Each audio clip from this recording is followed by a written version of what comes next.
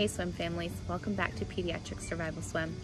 Today I wanted to make a short little video about some reasons why survival swim instructors like myself do not do 30-minute classes, but instead we do 15-minute lessons, and our courses are comprised of 4 to 5 day a week lessons.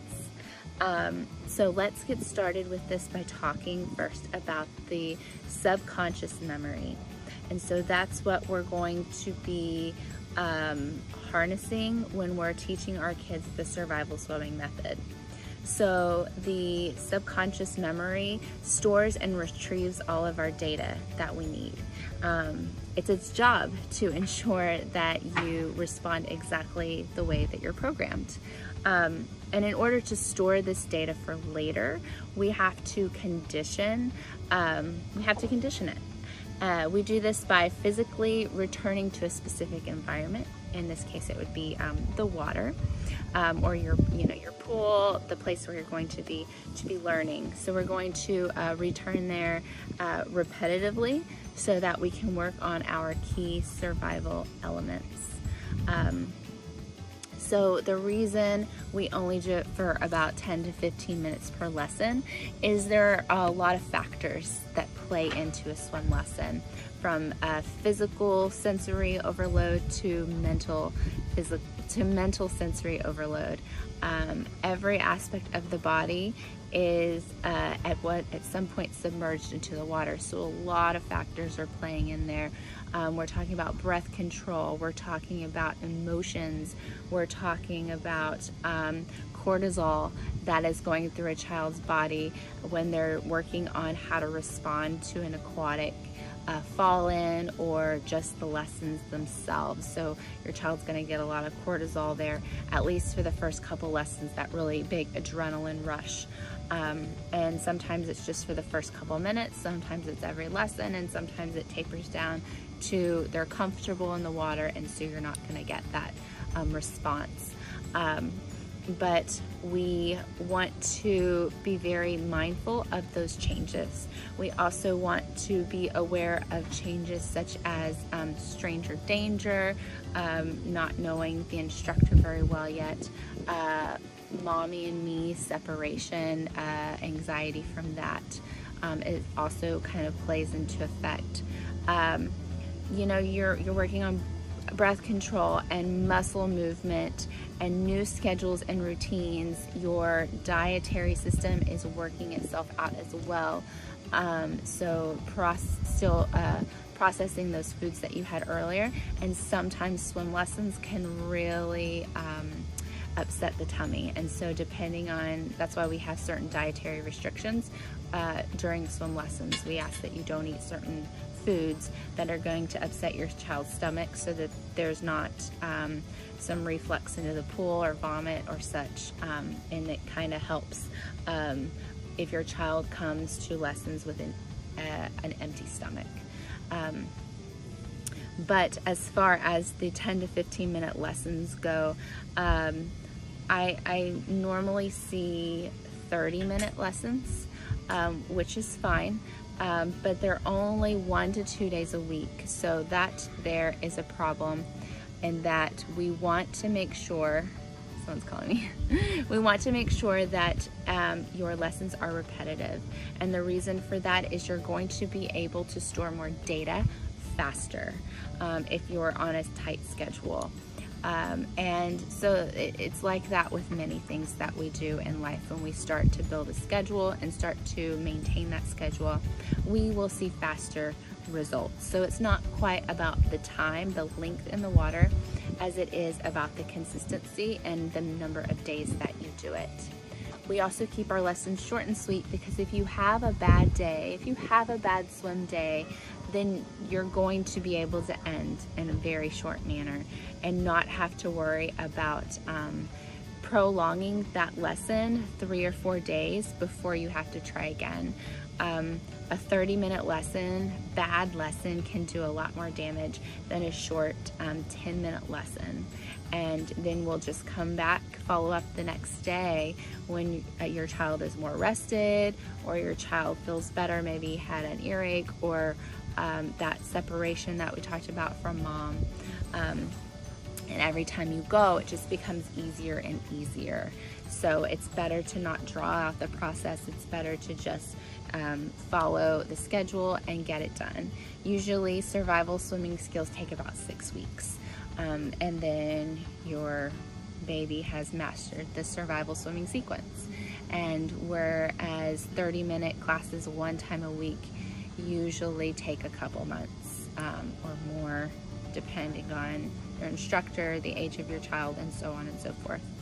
We're also very, very aware of body temperature regulations and how that plays effect on how your baby's learning to swim. Because if your body temperature is too low or your body temperature is too high, then that's going to play in how your subconscious memory processes that data. And it's also not good for your baby. So we want to avoid that at all costs and make sure that your baby is able to regulate his or her body temperatures. And that has to do with some of the following that we talked about earlier. And so extending out the lesson past 15 minutes can cause fatigue. And so we work really hard. If you've ever seen a swim lesson, we get down to business. We do play, we play a lot. We're very gentle, but we do a lot of swimming. And so it just doesn't make a lot of sense to prolong that lesson if your child is tired. Usually little babies, hear my ducks, my ducks are outside quacking at me. Usually the baby or the child, especially if he or she is taking 2 or more naps a day, they can easily become fatigued in that 10 to 15 minute time frame. So we don't want to go over that and really honor the natural rhythm of your baby and not push. Because if you push a baby that's fatigued, you're asking for trouble. You're going to have a bad lesson. You're going to have body temperatures that aren't properly regulated. You're going to have a fussy baby, and you're going to have the possibility of a shallow water blackout, which is something that we absolutely never want to happen. And so a shallow water blackout is just like a regular blackout when you stand up really fast and your world kind of caves in on you and it's really dark, and then you like closes in and then it starts to open back up. So that is like a blackout, and so that happens in the water, and it mostly happens when a child is fatigued.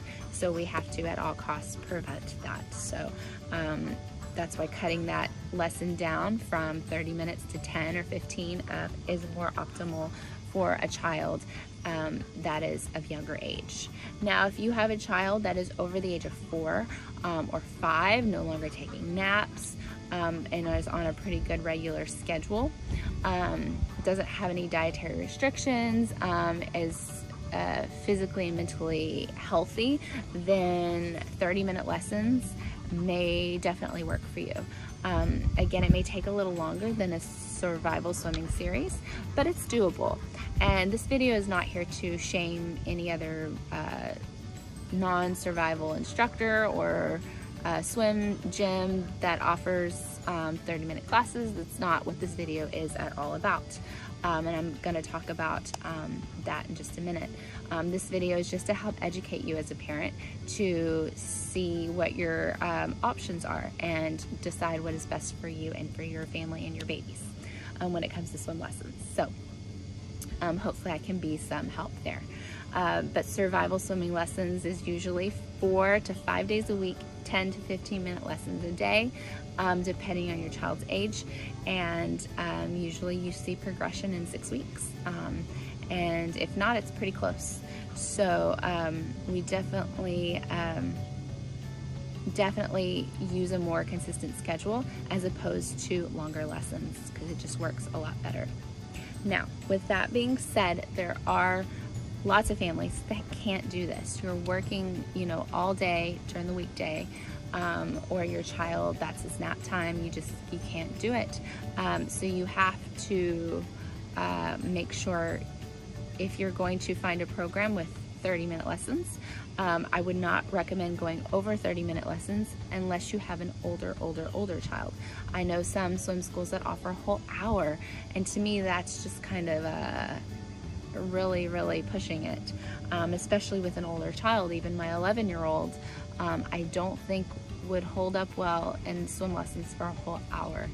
So to me that just seems a little bit dangerous, but maybe if they're in a group and breaking up that time where they're not constantly swimming, that would be fine. The second thing I do want to mention is the group lessons. If your child is under the age of 3, I personally do not recommend group classes. I don't offer group classes. The only group classes I offer are the mommy and me class, where the mother and the baby are in the water together.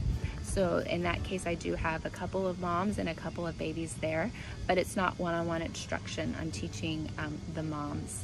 I'm not teaching the babies. Anytime it's just me and a baby, it's always one-on-one.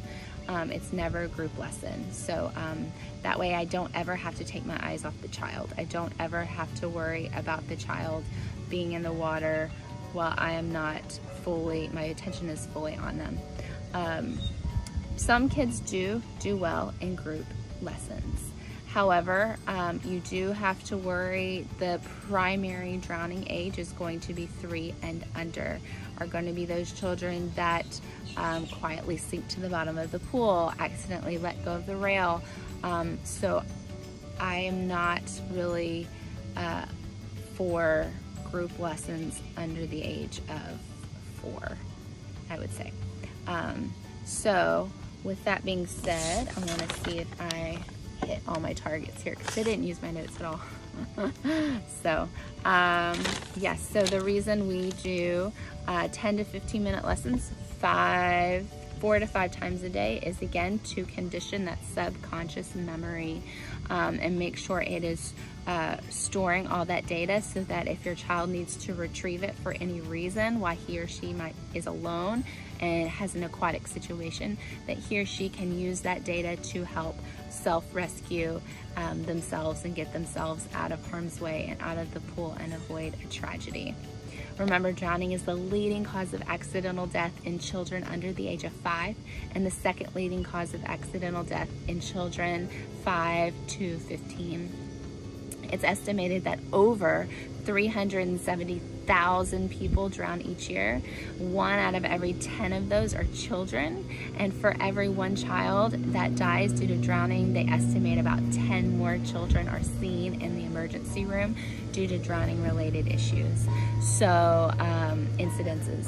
So drowning is a major thing, and we're also seeing the rise of that in COVID 2020 as well. And sadly, I can already tell you that 2021 is not looking to be much better. In fact, it's looking to be much worse, because you have those swim schools that are still meeting at half capacity. The ones that are offering group classes, their group classes are becoming smaller.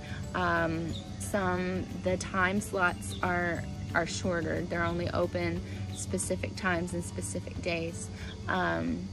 And private instructors, there aren't as many of us right now either, because they're also worried about their health.